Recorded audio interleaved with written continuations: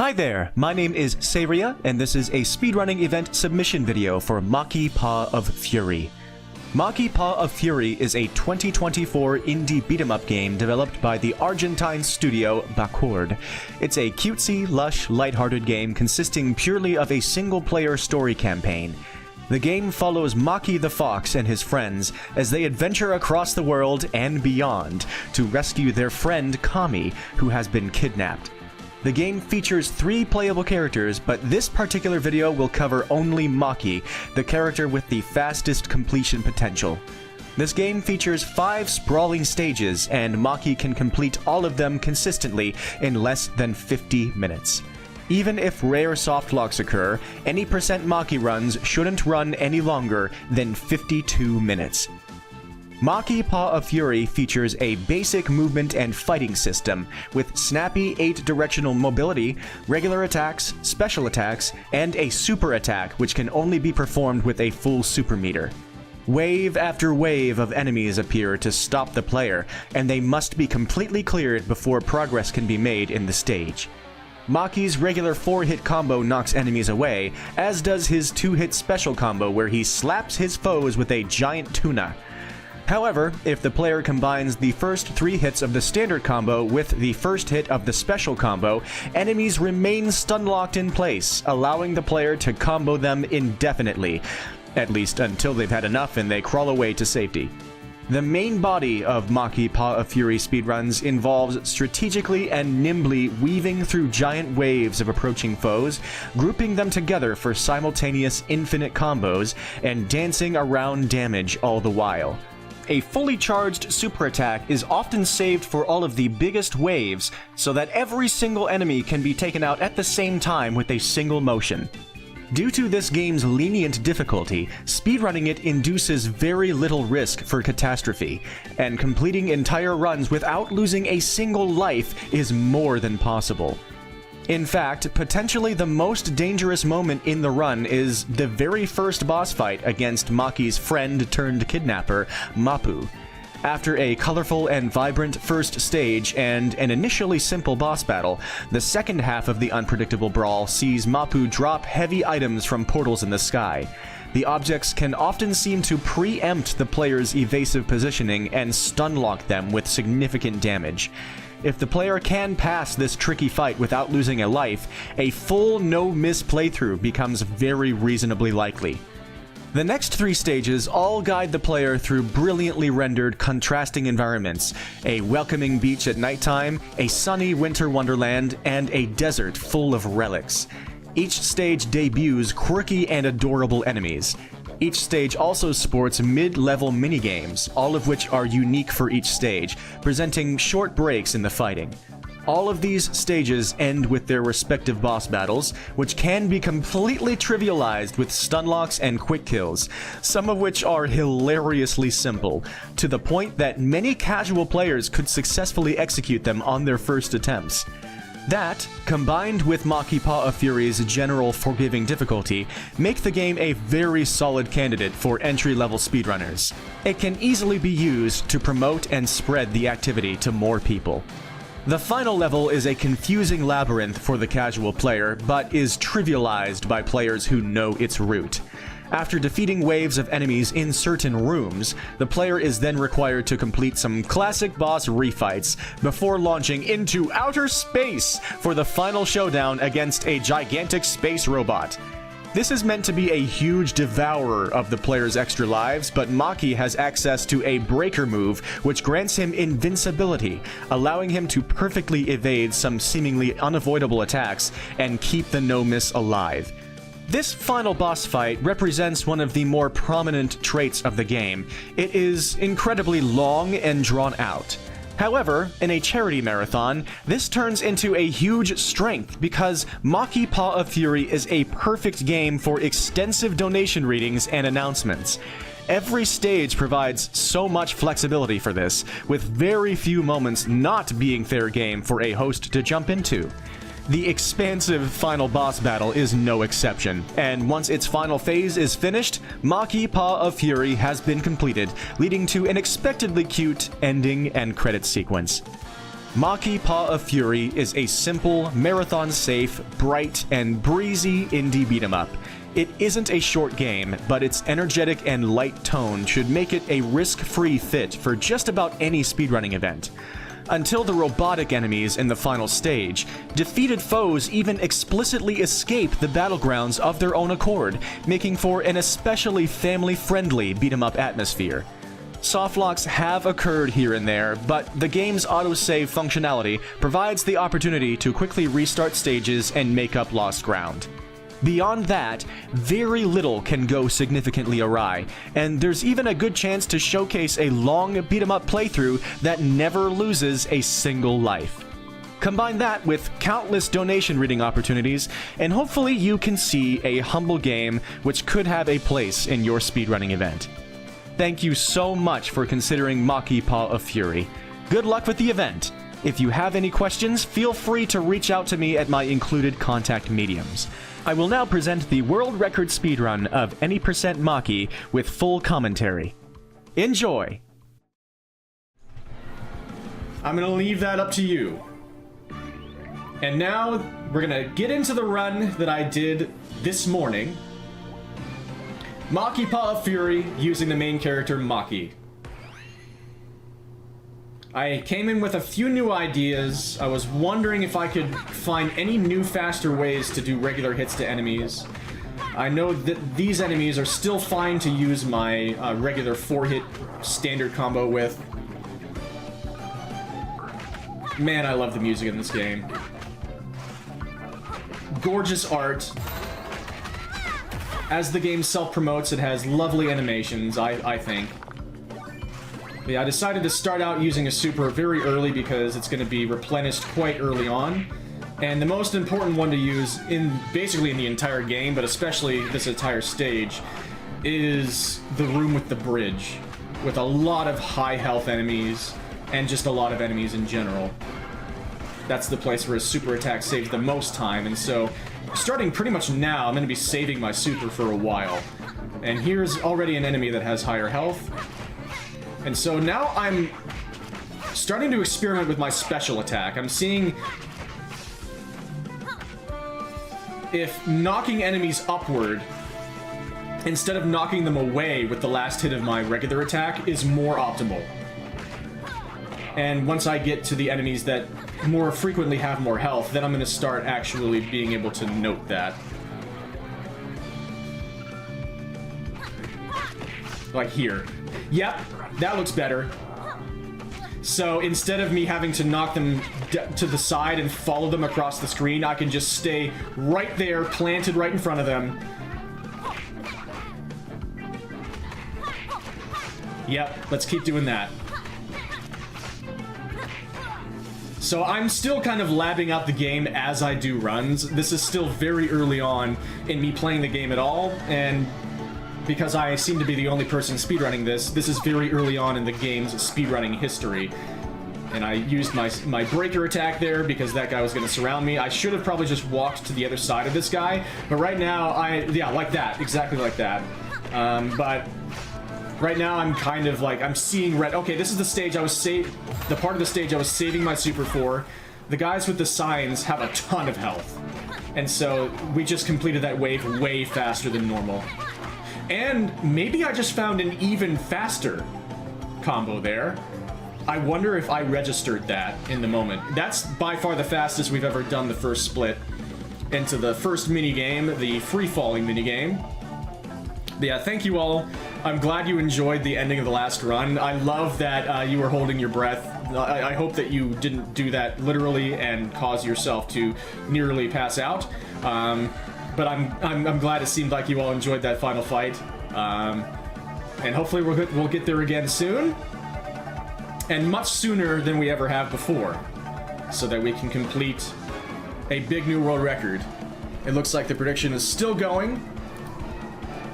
We've got 50 carats, 50 channel points on that being a 47 for the next run, 50 channel points on it being a 48. Looks like you got about another minute to decide if anybody wants to join in on that. Yeah, watch out for bees. And make sure when you're falling tens of thousands of feet that you have a leaf with you, or a lily pad or something green. As long as you have a green object, you will survive.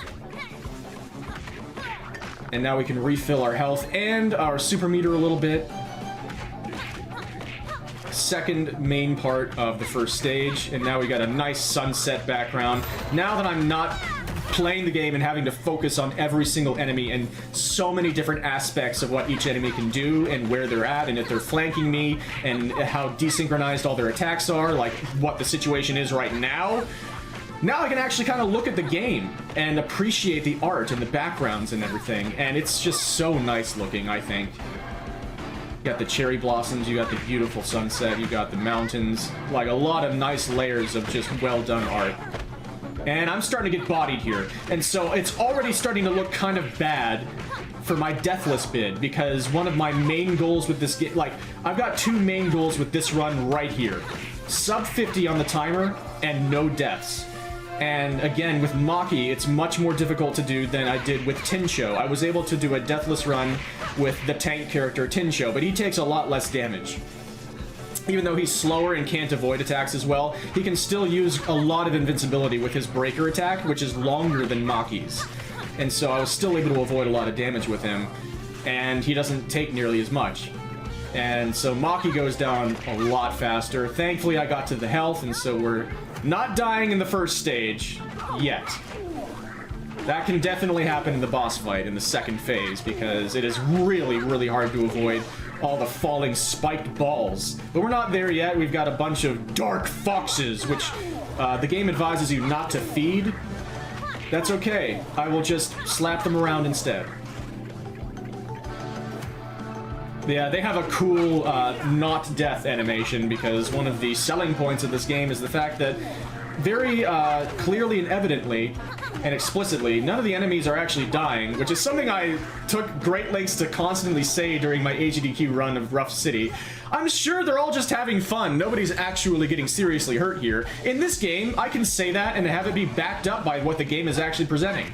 But here's the boss fight against Mapu, somebody who has apparently betrayed us, who has like grown up with us in this little homeland area. And he has portals and goggles. And that's great. And I am on the exact opposite side of the screen from where he is. He is as far right as he could be, and I was pretty freaking far left, so that's a bit of a time loss, and it makes me feel a bit silly.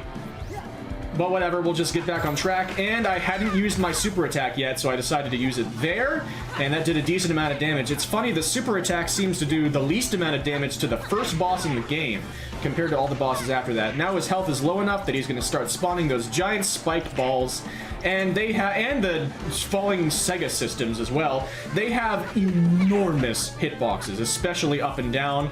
It's basically impossible to not get hit by at least one, and probably like 10.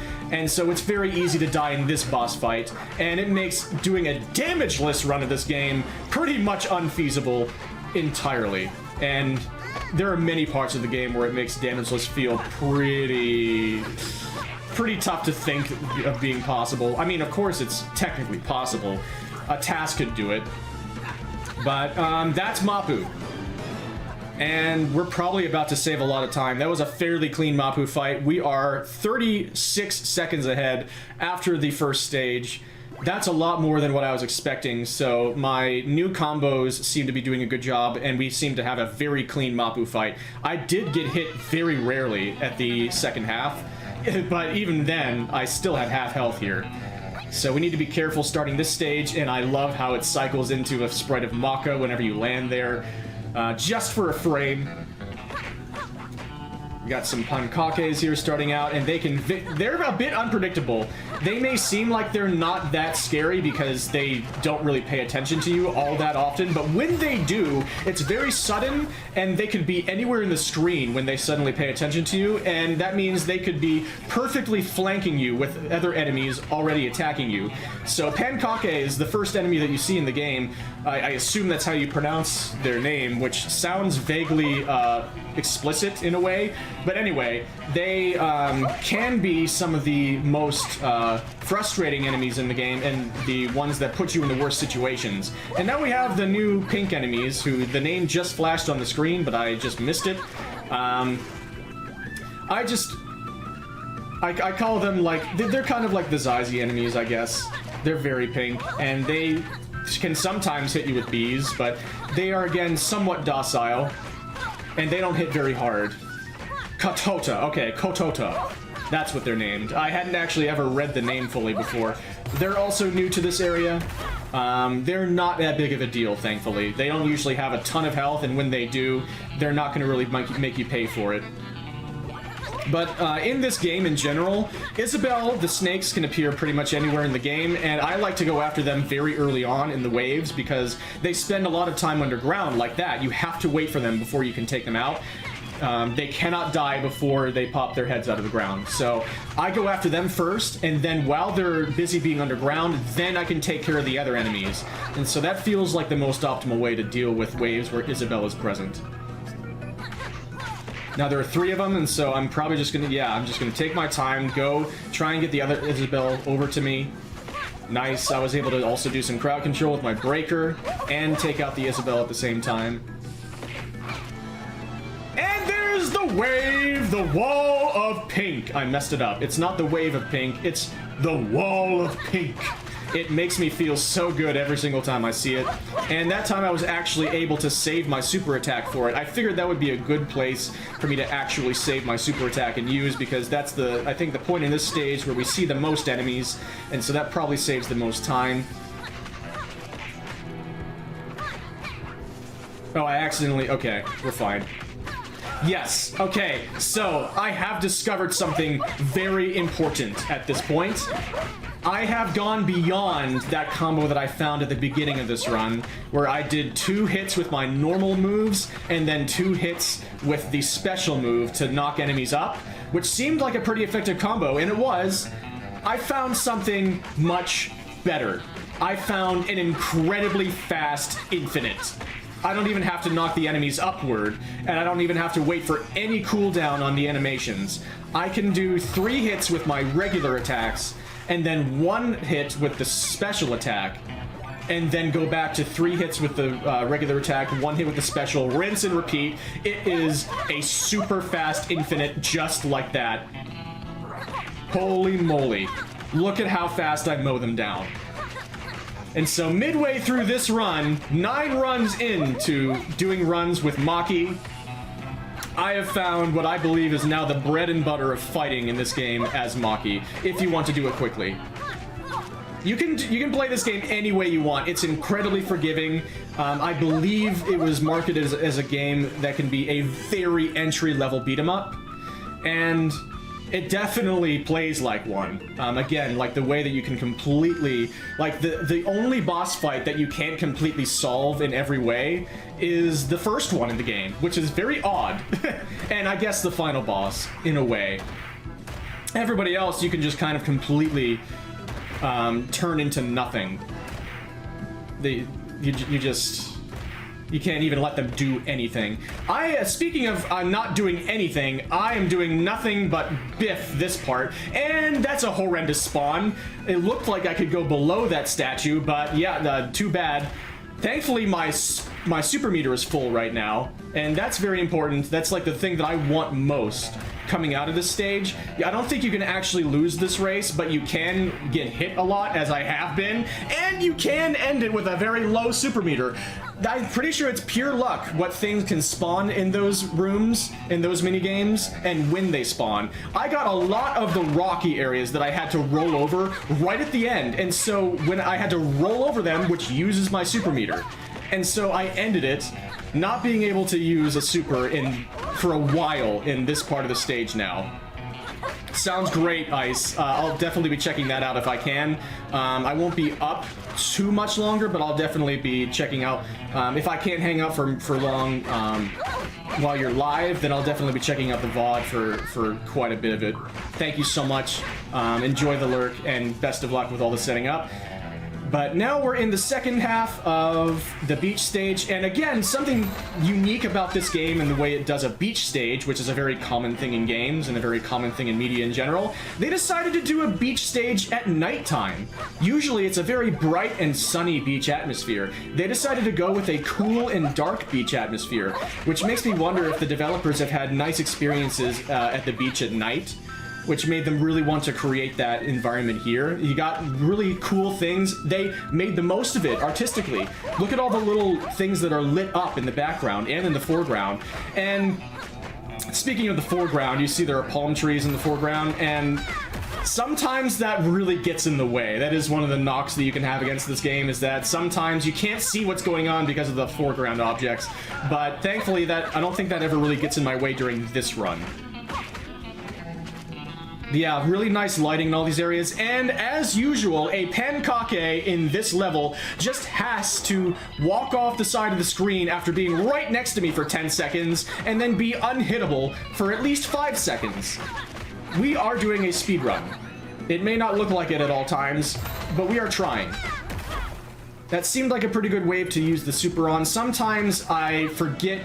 Oh, well, I only remember some waves of the game up to this point, and plan them out accordingly for my super meter. But a lot of the game I'm still very new to, so I don't remember exactly every single wave that's coming at this point.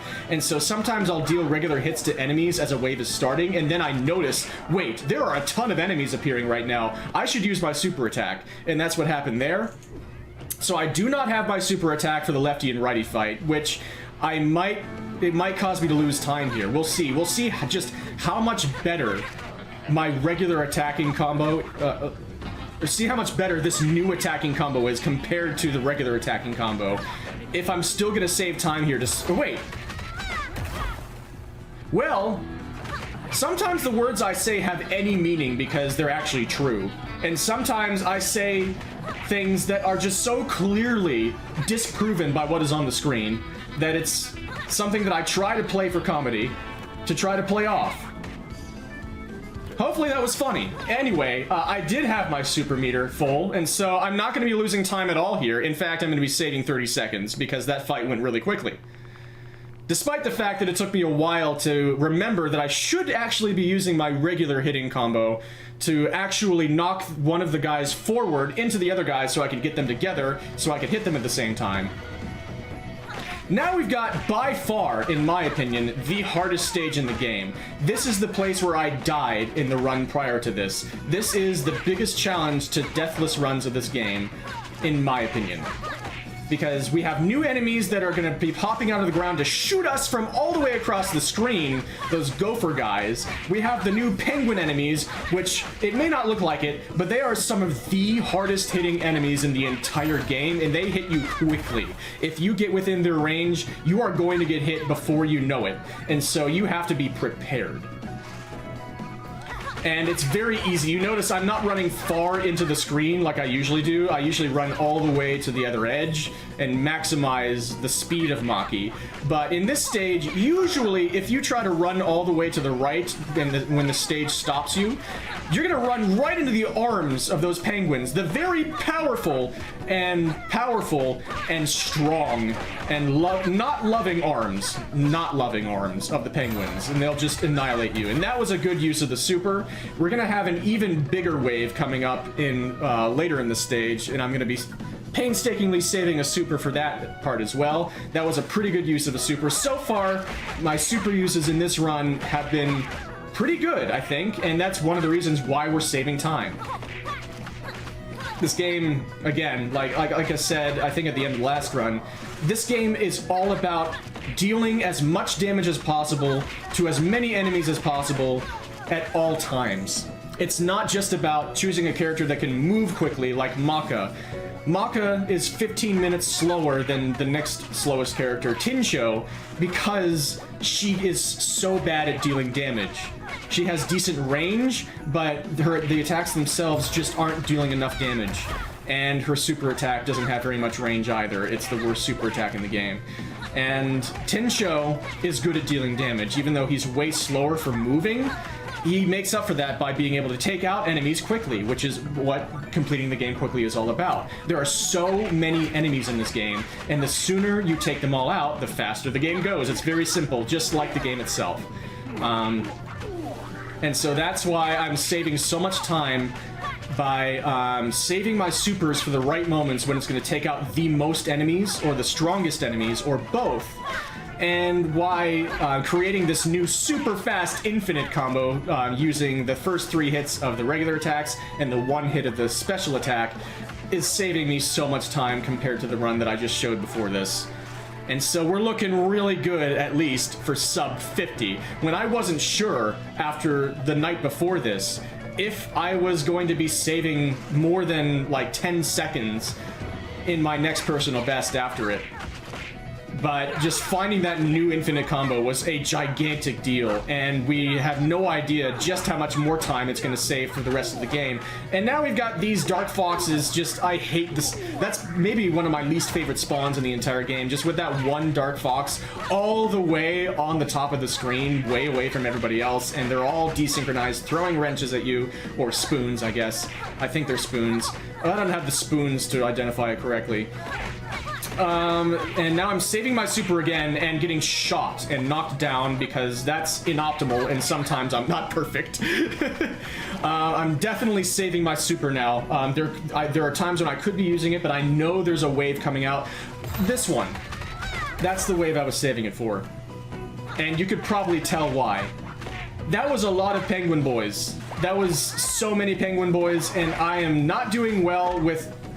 Okay, so I think I was knocked down by the sheer malice of one of the enemies there. I didn't see anything contact me. I'm pretty sure that was just spiritual power. Spiritual energy itself, which is impressive. Maybe the enemies in this game are scarier than I realized. Maybe this game is actually difficult and is possessed by demons. But it's alright because I'm on a mission from God. So I will succeed. And there will be good music along the way. And this game makes sure to provide that. I hope everybody's enjoying so far. Thank you all for being here. Hopefully any of this makes sense, and hopefully the gameplay is decent to watch. But that was a pretty good wave to use the super for. Lots of giant waves in this area. Like, it's for me, it's not even close how much harder this stage is compared to the other ones. Like, we have 2 main stages coming after this one, and this is the stage that has the biggest wave. This is the stage that has the waves where the enemies are the most desynchronized and the most powerful. Like, these penguins are a big deal. They look so unassuming, but they are so strong. And there are so many of them. And then the pankakes can perfectly surround you and desynchronize, and then the gopher enemies can hit you from a mile away. Everybody's desynchronized, everybody has different AI, and it just feels like everybody is here and everybody hates you. And so far, I'm by far closest that I've ever been to getting through this stage deathless. And if I get through this stage deathless, I feel like I have a chance at completing the game deathless. And it would be the first time that I know of that it's been done with Maki. Thankfully, the game triggered the cutscene there.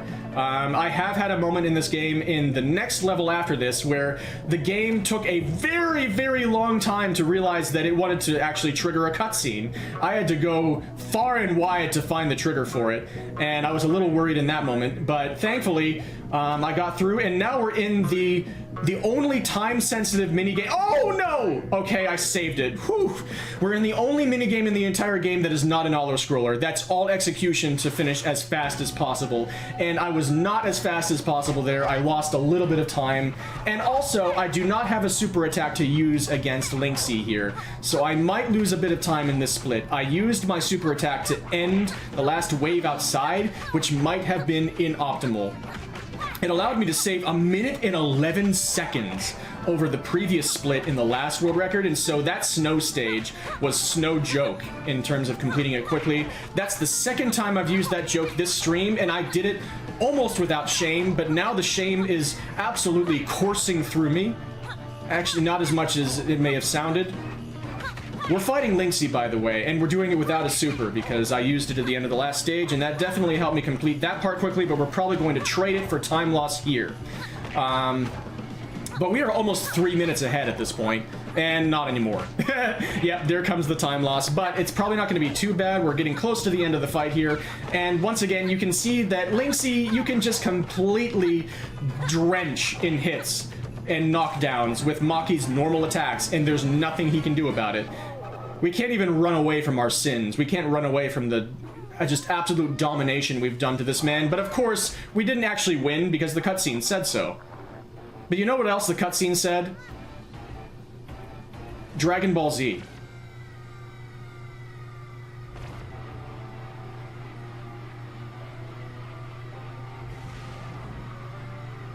And this is to go even further beyond. So, if you're wondering what happens after that, so am I. Because after that scene, we're just suddenly in the desert of Khan! Where the myth tell us of legend of emperors and dogs. What secrets the sands hide in them. Maybe one of those secrets is what the hell happened after he went Super Saiyan while Lenghty was standing there, and now we're suddenly in the desert. So I'm maybe turning Super Saiyan, like, accidentally teleported him because he was so angry that he just became in a different part of the world. But it's fine, like, it doesn't matter to me. It's just, whatever happens in this game just happens because it just feels like it, and I don't really need an explanation. This game is just trucking along, and I accidentally did a regular combo there and knocked him far away, and so that wasn't very optimal. But now we're in the desert, which, again, to me, is just a massive step down in difficulty. We have made it through the snow level deathless. And so now I feel like I have a chance to actually go deathless, and I'm glad you're having fun, White Wolf. I'm very glad. Thank you so much. Thank you, everybody. But the deathless challenge is definitely not done and dusted yet, because the final boss could absolutely kill me, and we are a ways away from that. We're about halfway through the game here. Lenghty is basically the perfect halfway point. And we are 2.5 minutes ahead. And I almost just got bitten there. This is a slightly strange situation. I was facing left there, and so my hits were going just slightly out of the actual combo starting part of the hitbox. I could be using my supers here, but I'm not feeling like these are the best waves to do it because we have a lot of the gopher enemies, and those go down in one hit. And also the new enemies, the hot llamas, just an absolutely god-tier name, also do not have very much health, and so I'm kind of sitting on a super for a long time here, and maybe I don't need to, and so I'm going to use it here. That's probably not the worst usage of it, but like any of these two waves would probably be fine. And I got bodied by a bullet again. I'm getting, and again, I feel like there's a glitch with the bullet hits, where sometimes you can get hit by them twice if you do a dash at a certain time, and oh my god, I tried to get that super increasing item, and it was just out of reach because now the screen wanted to scroll, and so now I'm only at a half super, and I could have opened it up during that fight and actually gotten it, but now I don't get it, and I also wasted time trying to get it, and so that feels bad. But we'll try to pretend that we're not going to cry ourselves to sleep over it tonight, and we're just going to ride a sandboard instead.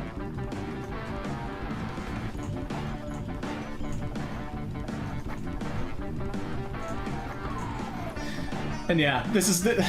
I love the pose that all the characters have and all these... They put so much love and care to every single aspect of this game visually, and all the characters have great poses when they're riding the... I forget the name of the animal that they're riding, but they rode it in the beach stage. And when they're riding the skateboards, when they're doing the tricks, when they're doing the jumps, and there were a lot of jumps in its quick succession there. That was interesting luck, because I believe this is all... Armadillo! Thank you, the giant armadillos. I love having people who are interested enough to pay attention. Thank you! Oh, it feels so good. The giant armadillos, Tincho especially, has an incredible pose when he's riding that thing. He looks great. And now we're in the second half of the desert here. There's, again, lots of enemies with low health here, and I can't really, like, it's better to prioritize. It's the one situation where it's better to prioritize the enemies other than Isabelle when the gophers are there, because you see what happens whenever I am not taking care of them immediately. I get shot and I fall down and then I can't hit people. Love it. So many sceneries which have beautiful details. I fully agree. It's just absolutely such a lovingly crafted game visually. A lot of people knock this game a lot. This game gets a pretty bad rap, and you see how simple and easy the gameplay is. There's not a lot to it, and the bosses don't really work, and there are some big glitches that can really cause problems, but I just find it so fun to play. I don't know if I already said in this playthrough or the last one, but this reminds me of what I love about playing Downtown Special and speedrunning that game, because I just get to run around and try and get to people as fast as possible and group them together and then hit a button a lot of times and smack them around. That is just so satisfying to me. I feel like all the sounds are on point. Again, if they're basic, that's not a problem to me, because maybe it's partially because I haven't grown up playing traditional beat-em-ups. I've grown up playing the Kunio games, and those are most of the fighting games that I've played, along with like Melee and stuff. So beat-em-ups are not usually games that I've played in my life. God, I love my infinite combo that I've developed. But I just think this game is satisfying to play, especially in a speedrunning standpoint. Oh, I'm on fire! We're fine. I'm on fire! Shoutouts to Sherlock. Anyway, yeah, video games. I don't play this type of video game that often, but it's kind of funny. The two beat-em-ups, the two more traditional beat-em-ups that I've gone to in the last, like, 6 months or so, Rough City and this game, are much more straightforward and easy to simplify than a lot of beat-em-ups, especially these days. And the beat-em-ups of old, the more traditional beat-em-ups that a lot of people grew up on and a lot of people remember and a lot of people will kind of archetype the genre around, if you can use archetype as a verb, are ones from the 90s and 80s and like arcade-style ones that are just so cruel. And this game is the opposite. This game wants you to just absolutely dominate it. It gives you so many lives. You can die a lot in this game, but you don't get punished for it really at all. But I really... And the story of this game is kind of nonsensical and also... like, well, not... It's not nonsensical, again, in a way that I feel like it has to be punished for, because you don't have to take it seriously. You don't have to think that it has to have zero plot holes and everything has to be so inordinately and exquisitely explained.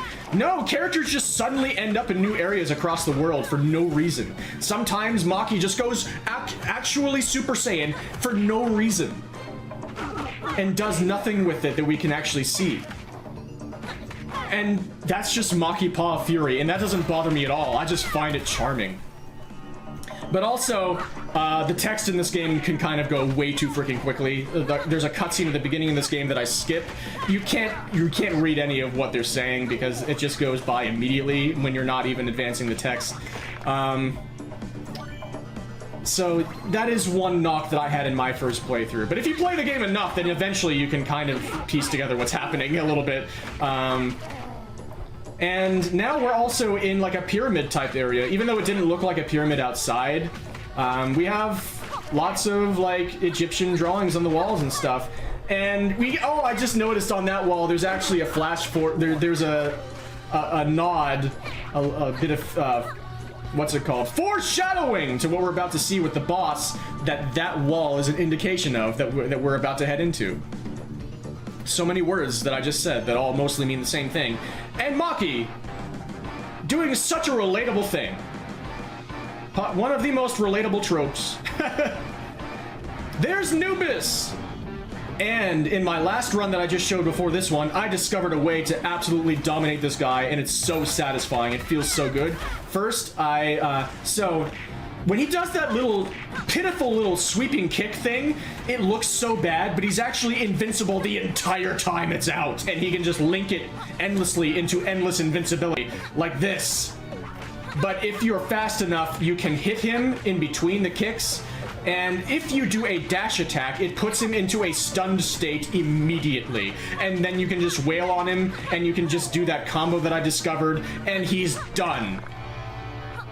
I really wish I could have that blue fish and restore some of my super, but it's all okay because we did that fight just fine, and we are 3 minutes and 14 seconds ahead of sub 50. Well, 3 minutes and 9 seconds ahead of sub 50 pace, which feels nice.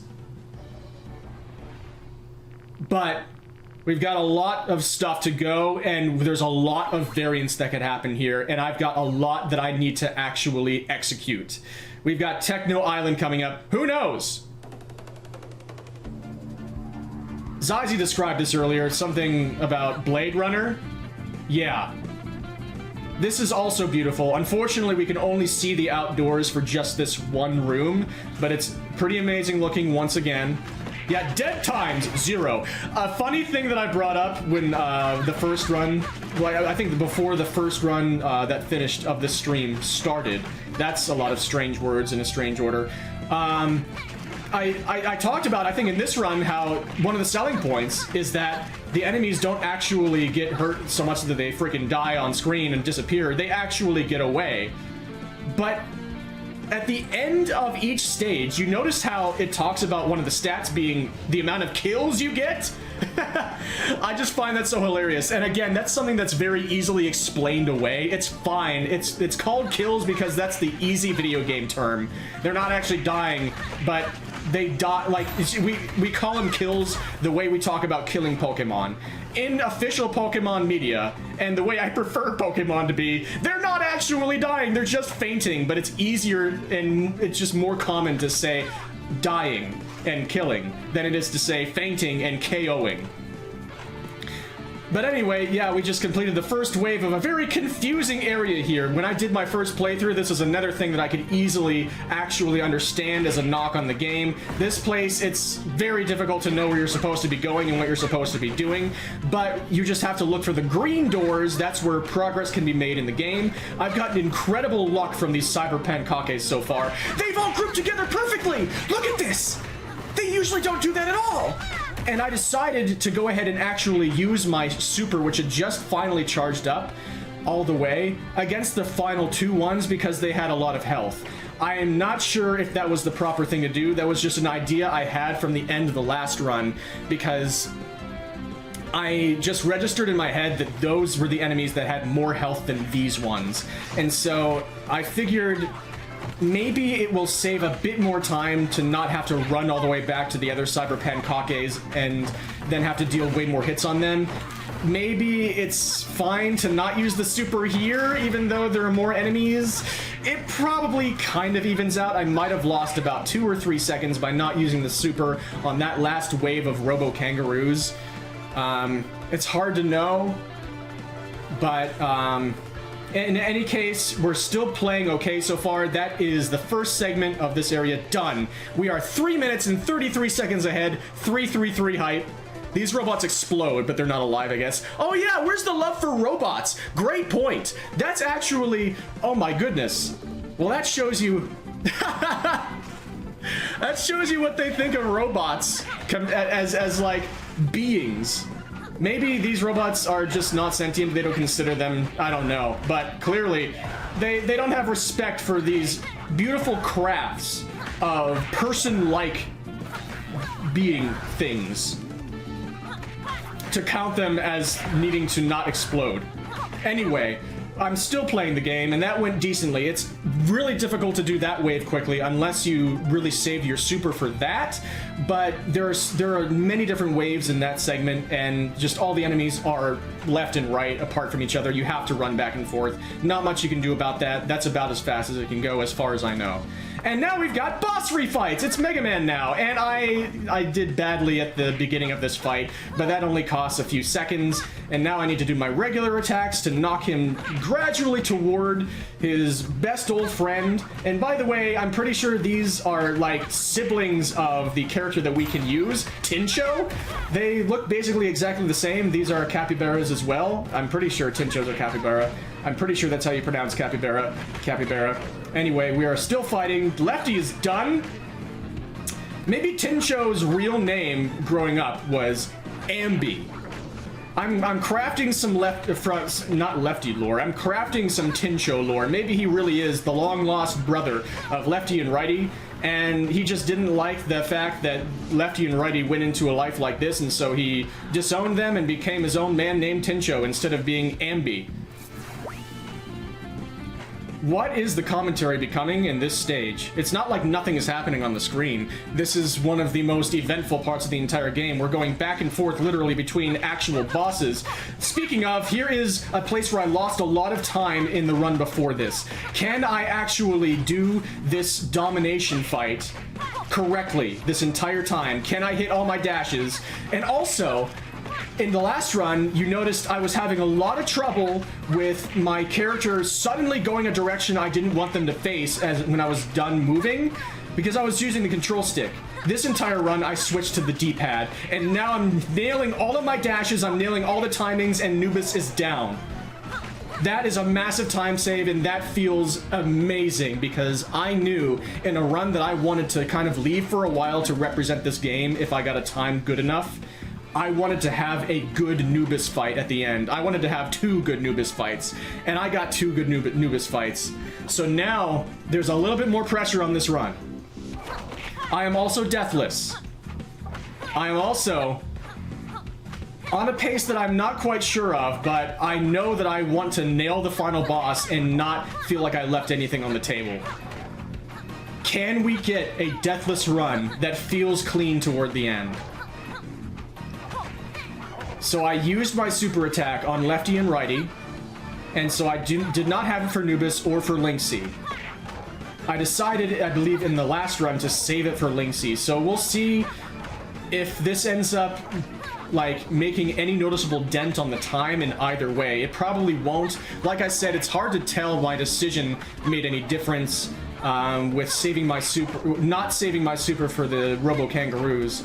It's because I'm doing all the fights so much quicker with my new infinite combo. So it's gonna be hard. I'm gonna have to like actually take the videos side by side and compare them side by side to actually tell. But there goes lenghty. That's the last thing we have to do in this stage. But first, on the way out, I'm definitely going to grab full health to make sure that that's not going to cost me my deathless run. And also, I'm going to grab the blue fish and fill up my super meter, because I didn't get the impression that it mattered a lot against the final boss to use the super attack, but I saw that it actually sped up the fight a lot when I was fighting as Tincho. And so I did not use, I believe, my super attack in my personal best that I'm running against as Maki. Maybe if I use it at the right time, it can deal a lot more damage. Because I noticed that it seemed to save a lot more time when I saved it for the second round when I used Tincho. And now we're going Super Saiyan, and we're actually going to stay Super Saiyan. And if you assume that this is going to make us more powerful or give us some new moves or let us fly or anything, no, this is still just regular Maki. He's just got a visual effect now. Cool! Anyway, the final boss, this takes just a very, very, very long time no matter what you do. I don't think there's any special strategy you can use. Okay, I could have used the super right there. I wonder if, like, it can deal more damage when both hands are down. I'm not sure. But I perfectly dodged their, both of the hands coming down at the same time by using my breaker attack, which is your best use of invincibility iframes during attacks in the entire game, especially if you're playing as Tincho. You get so much invincibility when you use his breaker. But that attack, the hitboxes are out for such a freaking long time, it feels like you use the breaker to dodge it at the right time, and you still get hit by the very end.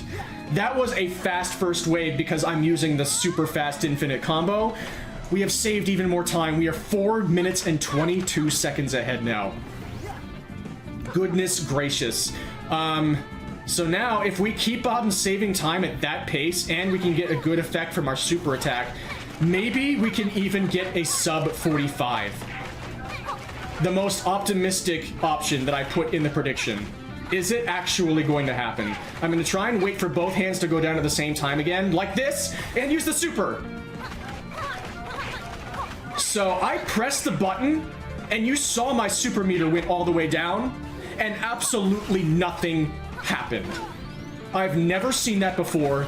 In the moment, I screamed, "What?" But thankfully, I reacted quickly, and I just kept on wailing. I just kept on going, kept on dealing damage, got hit by the exact last frame of that attack again, even after it looked like I dodged it. Things are going normally, aside from the fact that the game just absolutely zeroed me out for no reason of my super attack. It said, "You used that?" No, you didn't.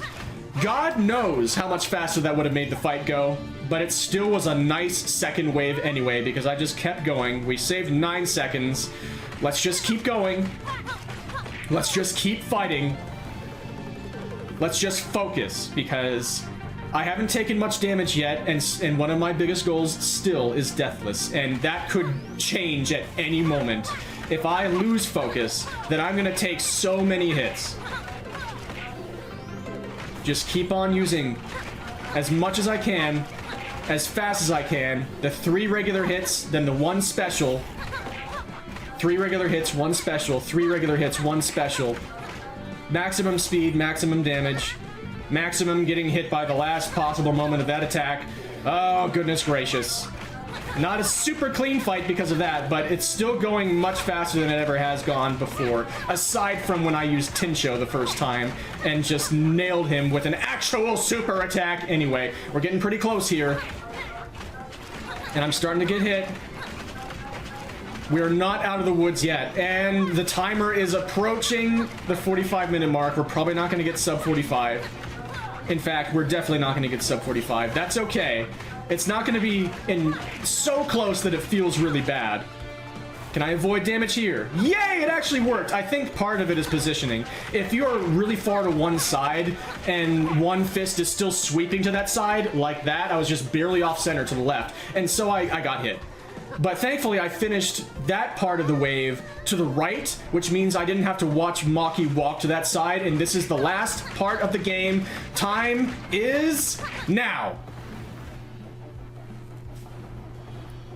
That was not only a bigger personal best than I was ever expecting to get in this game again. This is not again. That was a run that I'm pretty sure I'm fairly happy with leaving for now to represent this game with. That feels pretty good.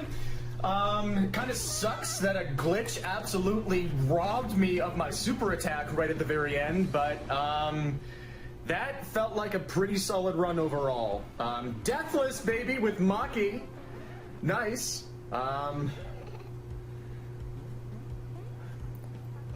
You okay? You okay there, buddy? Suddenly, I don't know what to say, as you can see. I was gonna say something about the cute cutscene happening behind me, but I forgot the name of the girl again, and I feel bad. Kami! But, she said we arrived late, and I don't know, 45 minutes doesn't seem that bad. So, I was wondering if I wouldn't have any more big PBs after I got the 50.05, I believe, was my previous best. But, that was an even bigger personal best than the one I got before this, to barely miss the sub 50. So, yeah, that new combo I just found during this run, the 3 hits of the regular combo, then the first hit of the special moves, and then rinse and repeat, that seems to go pretty freaking fast. And that definitely, I think, takes Maki out of reach of Tinsho for playing this game quickly. Sorry, Tinsho. Sorry, Zazie. Fun. Speedrunning this game definitely adds a ton of fun to the overall experience of such an incredibly simple and easy game. Hope you enjoyed that. Thank you so much for watching. I'm pretty happy about that. Feeling good. Thank you. And truly, thank you all so much for being here and for watching. Thank you again, White Wolf, for the raid. And I just remembered I should do a shout out. It takes me so much to remember that I should do that when people raid me. Thank you. I'm really honored that you also stuck around. Thank you for participating in the prediction as well. I hope you enjoyed that little aspect of it. I can now settle that. Did anybody? Nope, nobody voted for 45XX. But that was the result. We got a 45-15. Yep, that was the proper retiming.